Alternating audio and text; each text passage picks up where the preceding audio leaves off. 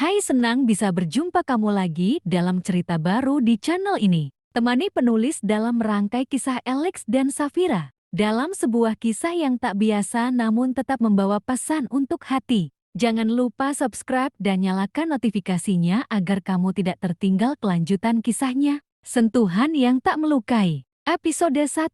Pewaris yang tak tersentuh.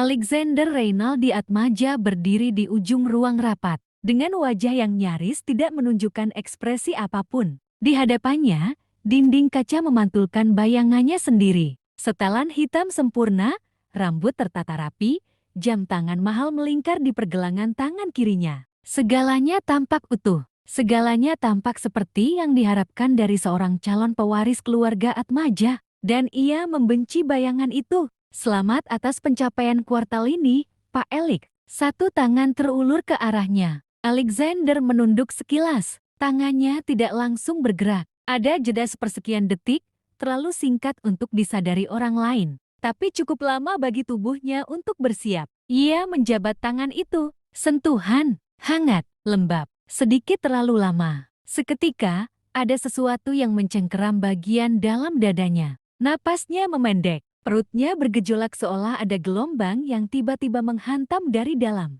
Alexander menarik tangannya dengan cepat, menyelipkan senyum tipis yang sudah ia latih bertahun-tahun. Terima kasih, katanya datar. Ia melangkah mundur satu langkah, gerakan kecil yang tak seorang pun perhatikan, kecuali dirinya sendiri. Keringat dingin mulai muncul di pelipisnya. Rapat belum selesai. Masih ada presentasi, masih ada proyeksi angka. Masih ada orang-orang yang bergantian bicara dengan nada hormat yang terasa palsu. Alexander duduk kembali di kursinya, menyandarkan punggung dengan sikap santai yang dipelajari sejak muda. Di dalam, tubuhnya berperang. Setiap suara terasa lebih keras, setiap gerakan orang di sekitarnya terasa terlalu dekat.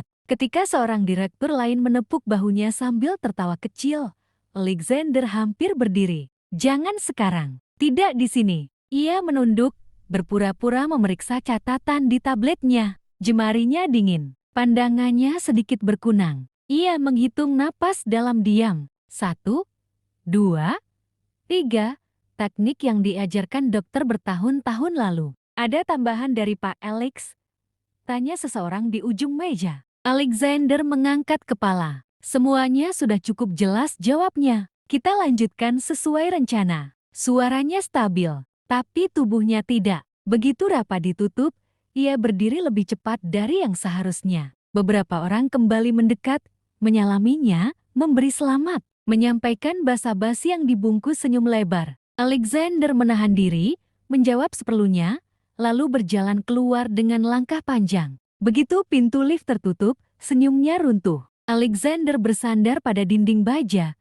Satu tangan mencengkeram perutnya. Rasa mual itu datang seperti gelombang kedua, lebih kuat, lebih memaksa. Ia menekan tombol lantai bawah berulang kali, tidak sabar. Begitu lift berhenti, ia melangkah cepat menuju toilet pria terdekat. Dan muntah. Tubuhnya membungkuk di depan wastafel, napas terengah, keringat mengalir di punggungnya. Ia memejamkan mata, menunggu dunia berhenti berputar. Sudah berapa kali ini terjadi?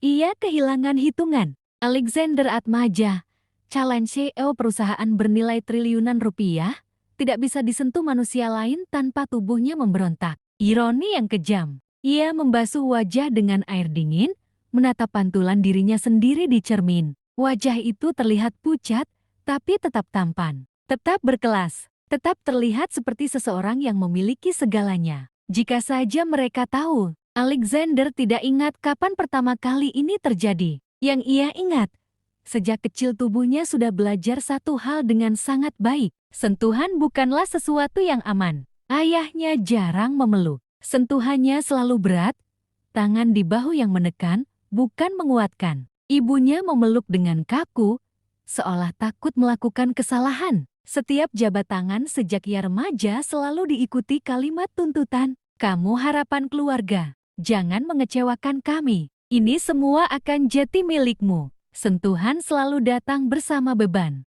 Dan tubuhnya menyimpan ingatan itu lebih dalam daripada pikirannya. Alexander meluruskan punggung, merapikan setelannya. Ia kembali menjadi Alexander Reynaldi Atmaja yang dikenali dunia. Ia kembali ke mobil dinas, duduk di kursi belakang dengan jarak aman dari sopirnya. Langsung ke rumah, Pak? Tanya sopir. Tidak, jawab Alexander. Ke butik dulu, lanjutnya. Hari itu ada acara. Malam nanti, keluarga Atmaja menggelar pesta besar, gala tahunan yang dihadiri mitra bisnis, pejabat, dan tamu-tamu yang hanya muncul ketika ada kepentingan. Alexander tahu apa yang menunggunya. Ratusan tangan, ratusan senyum, ratusan sentuhan. Tubuhnya sudah lelah hanya memikirkannya. Namun ia tidak punya pilihan. Di rumah besar itu, pilihan bukanlah sesuatu yang diwariskan. Malam tiba dengan gemerlap yang terlalu terang. Lampu kristal menggantung megah di langit-langit aula. Musik klasik mengalun lembut. Para tamu berdatangan dengan gaun dan jas mahal, membawa senyum yang tampak sempurna di permukaan. Alexander berdiri di sisi ibunya, menyambut tamu satu persatu. Alex, kamu semakin matang, kata seorang pria paruh baya sambil menjabat tangannya erat. Alexander mengangguk, tersenyum, menahan napas. Sentuhan demi sentuhan menumpuk seperti lapisan tak terlihat di kulitnya. Jabat tangan, pelukan singkat, tepukan di punggung. Bahkan sekadar orang yang berdiri terlalu dekat sudah membuat perutnya berkontraksi. Ia mulai kehilangan fokus. Musik terasa terlalu keras. Lampu terasa menyilaukan. Suara tawa bercampur jati dengung panjang di telinganya. Alexander mengangguk pada ibunya, memberi syarat singkat. Aku keluar sebentar, katanya. Ibunya menatapnya khawatir, tapi tidak berkata apa-apa. Keluarga Atmaja tidak bertanya. Mereka hanya menuntut agar segalanya tetap berjalan. Alexander melangkah keluar aula, menyusuri lorong samping, lalu mendorong pintu menuju area belakang gedung. Udara malam menyambutnya. Begitu pintu tertutup di belakangnya, tubuh Alexander menyerah. Ia membungkuk, satu tangan mencengkeram dinding, tangan lainnya menutup mulutnya saat rasa mual kembali menghantam. Ia muntah lagi, lebih keras, lebih lama, napasnya tersengal. Dunia berputar. Ia tidak tahu berapa lama ia berdiri di sana, terhuyung, sendirian di belakang gedung megah, yang dibangun atas nama kejayaan keluarga. Alexander Atmaja, sendirian,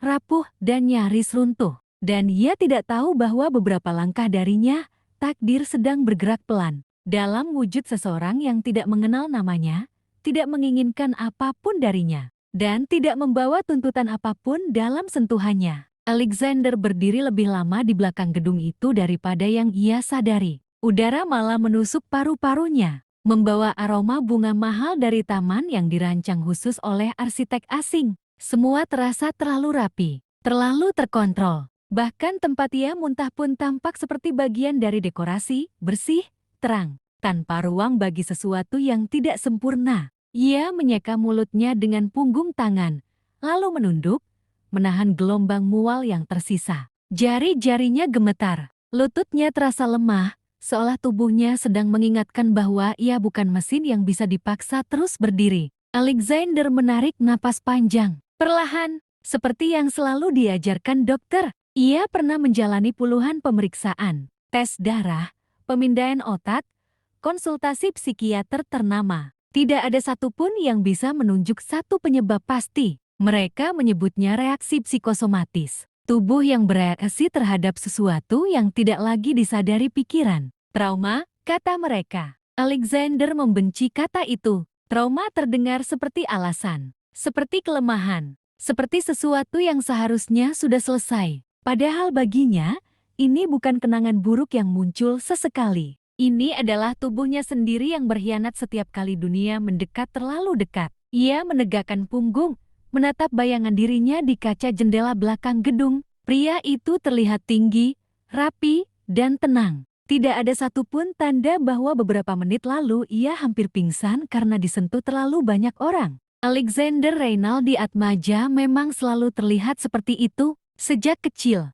Ia ingat pesta ulang tahunnya yang ke-10. Aula besar, kue bertingkat, tamu dewasa dengan jas mahal. Mereka menepuk bahunya satu persatu, menyebut namanya dengan nada bangga yang terasa berat. Calon penerus keluarga Atmaja. Tangan-tangan itu tidak pernah lembut, selalu ada tekanan. Selalu ada ekspektasi yang ikut menempel di kulitnya. Ia belajar tersenyum lebih awal dari anak-anak seusianya. Belajar berdiri tegak. Belajar tidak menarik tangan ketika disentuh. Karena anak Atmaja tidak boleh terlihat rapuh. Namun tubuhnya menyimpan catatan sendiri. Dan sekarang, di usia hampir 30-an, tubuh itu menagih semuanya sekaligus. Alexander menutup mata sejenak. Musik dari dalam olah terdengar samar. Ada biola yang seharusnya menenangkan. Kini hanya menjadi pengingat bahwa ia harus kembali ke sana. Menjadi tuan rumah, menjadi pewaris, menjadi sosok yang tidak boleh terlihat lemah meski ia lelah. Ia berjalan perlahan menuju bangku batu di sisi gedung dan duduk menundukkan kepala. Telapak tangannya dingin. Keringat dingin kembali muncul di tengkuknya. Ia tidak ingat kapan terakhir kali ia disentuh dengan niat yang sederhana. Bukan jabat tangan bisnis, bukan pelukan formal, bukan sentuhan yang diikuti permintaan. Sentuhan yang tidak menginginkan apapun darinya. Alexander tertawa pelan, tawa tanpa suara, pahit. Mungkin memang tidak ada. Ia melirik jam tangannya. 15 menit. Terlalu lama untuk menghilang dari pesta sebesar itu. Ibunya pasti mulai cemas. Ayahnya pasti mulai kesal. Keluarga Atmaja tidak menyukai ketidakteraturan, terlebih jika datang dari pewarisnya sendiri.